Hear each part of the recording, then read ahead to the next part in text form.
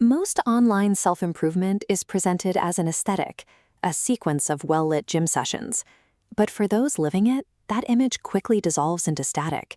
Real change doesn't look like a montage. It looks like a bedroom at 2 a.m.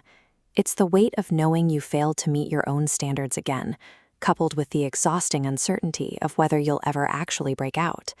This is flow cycle most people are trapped in. It begins with a spike of motivation, followed by an inevitable when things get difficult. By evening, you are left with the guilt, promising a new start tomorrow to numb the pain. This loop continues because it relies on temporary emotion. You aren't lacking willpower. You are simply fueling a long-term engine with a fleeting dopamine hit. Genuine improvement requires moving past this cosmetic approach. It starts as a direct confrontation with the person you were yesterday, a conflict between your current comfort and the person you are trying to become. Every meaningful transformation begins in a phase characterized by the darkness. This is the period where the initial excitement has vanished, leaving you feeling exhausted and completely lost.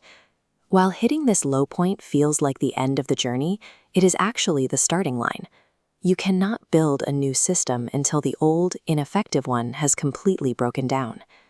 Biology favors the path of least resistance. In a state of comfort, humans naturally stagnate.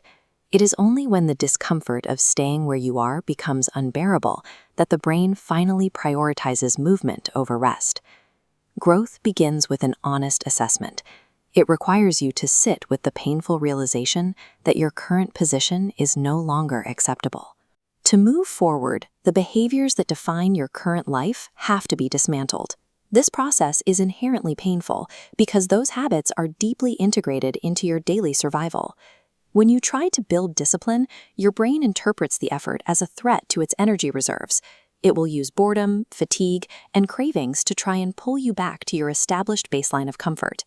You see this friction in the physical soreness after a workout, or the mental agitation that occurs when you cut out digital distractions. Your nervous system is reacting to the loss of its usual dopamine sources.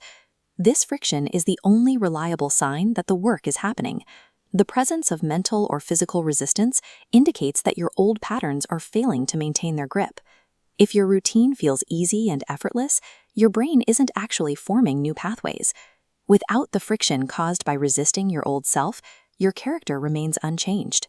Pragmatic. Surviving this stage requires a shift in tactics. You cannot rely on energy you don't have. You have to rely on mechanics. Instead of attempting massive lifestyle overhauls, focus on micro habits that carry high levels of psychological friction but low levels of physical effort. This looks like making the bed when you are exhausted, or reading for exactly 10 minutes when you desperately want to check social media. These are small, non-glamorous choices that yield no immediate reward.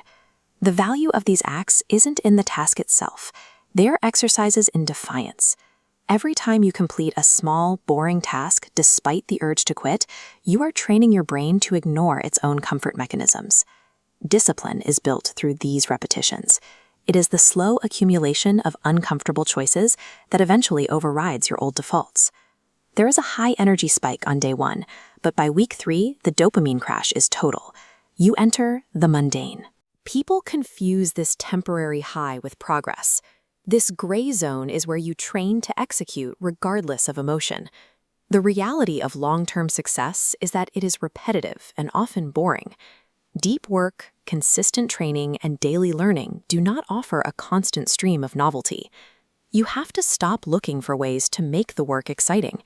Instead, you must develop the capacity to remain effective even when the task feels entirely unrewarding. Boredom acts as a filter. It removes everyone who is only there for the aesthetic of improvement, leaving only those who are willing to outlast the monotony. There is one final truth at the center of this journey. No one is coming to solve your problems for you. It is easier to blame your background, your environment, or your lack of resources than it is to look at your own daily choices. Blame is a mechanism used to avoid the weight of responsibility. Real change is only possible once you accept that you are the primary cause of your current circumstances. Until that shift happens, any attempt at improvement is just a distraction. Stop waiting for the perfect conditions or a surge of motivation. Accept the friction and the boredom as the cost of entry for the person you want to become. The conflict with your old self begins today.